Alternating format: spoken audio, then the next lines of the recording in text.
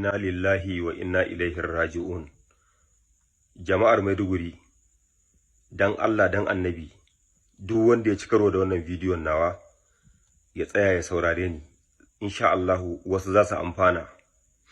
Jama'a, yanzu fa sai mun dawo da rayuwar mu irin ta baya. Jama'a, yanzu fa kada mu yi relax, mu saki jiki irin na baya, mu yi tunanin cewa a'a yanzu komai ya lafa, yanzu an samu zaman lafiya. Wallahi tallahi mu farka.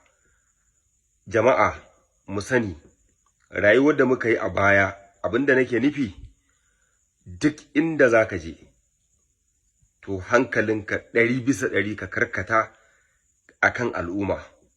Jama'a, mu kiyaye shiga taro anyhow. Wala Allah kasuwa ce, masallaci ne, coci ne, duk wani waje da kuka san cewa dandazon al'umma za su hallara a gurin, idan ba ya zama dole sai ka shiga cikin al'umma ba, to dan Allah da Annabi jama'a mu kiyaye. Idan kuma ya kasance dole sai ka shiga, to mu rika addu'o'i, sannan kuma mu maida hankali 100%. Tabbas duk abin da ya samu bawa, Allah ya riga da ya kaddara, babu wanda ya isa ya tsallake kaddararsa, mun sani. Amma fa jama'a, yana da kyau mu karkata hankulanmu duk inda ka san kai, inda ma ake tunanin yadda fa irin rayuwar da muka yi a baya fa, wanda ko waje zaka je ko an waye ka a yi sacin ɗinka sannan ka shiga waje. Wallahi tallahi mutanen nan ba da alkhairi suke neman mu ba.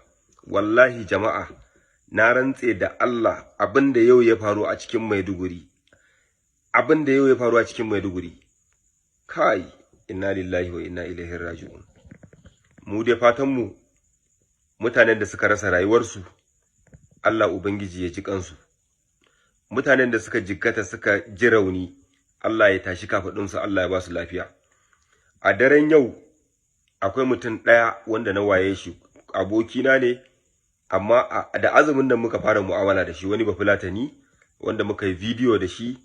Wallahi bawan Allah, mun yi hira da shi, mun haɗa zumunci, har ma yake ce min bayan sallah ko kuma da sallah zai kira ni na zo gidan shi, na ga gidan shi, mu yi mu'amala da shi, muka yi exchanging number da shi. Wallahi da daddare nan aka kira ni, bomb ɗin da ya tashi a bakin teaching hospital, wallahi ya tashi da shi, yana gurin bomb ɗin ya tashi. Bawan Allah ya rasa rayuwarsa, ya rasu. So ni dai buri na, fata na shine Allah ubangiji ya sa iya wannan mutuwar da naji na wannan bawan Allah bafulatanin nan, Allah ya sa shine iya waɗanda na waya, kuma waɗanda suka rasu, wanda muka sani da waɗanda bamu sani ba, Allah ya ji kansu, kuma in Allah ya dama sun huta. Waɗannan azzalumai kuma Allah ka shigar tsakaninmu da su. Ɗazu na yi wani bidiyo, zan sake maimaita abin da na faɗa. Muna kira ga shugabanninmu, daga kan duk wani, kawai in dai kai shugaba ne, muna kira. Wallahi kun ga wannan duniyar, wallahi ba komai bace.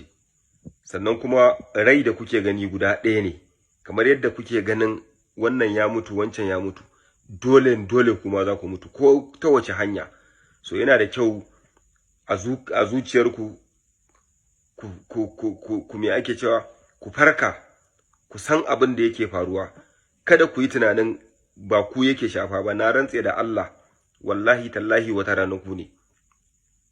Kuma kamar yadda na faɗa ɗazu, na yi wani bayani, na ce idan ƙur'ani za a ɗauki ƙur'ani a zagaye jihar Borno karakab, akan duk wanda da hannunsa a cikin wannan al'amari, Allah ya sa wannan ƙur'ani ya kama shi.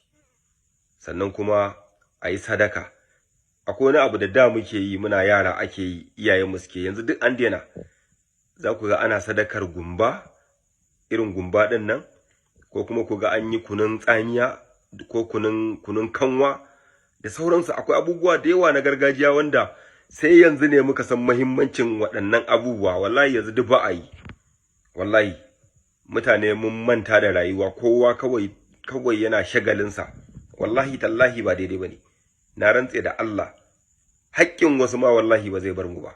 So dan Allah jama'a, dan Allah dan Annabi, shugabanninmu, manyanmu, sarakunanmu, shehunanmu, dan Allah mu tashi mu tsaya akan wannan al'amari tunda muna cikin wannan wata har yanzu mai albarka kuma Allah ya ce mu roke shi zai amsa mana. So wannan rayuwa wallahi ba komai bace. Ni dai wallahi gaba ɗaya ma na rasa ma me yake min daɗi wallahi. Allah tunda aka yi buɗe baki wannan abu ya faru na rasa ma me zan kai baka me zan sa a baki na ma wallahi tallahi. Kai inna lillahi wa inna ilaihi raji'un. Jama'ar wasu jihohi waɗanda ba a Maiduguri suke ba muna barar addu'ar ku da Allah.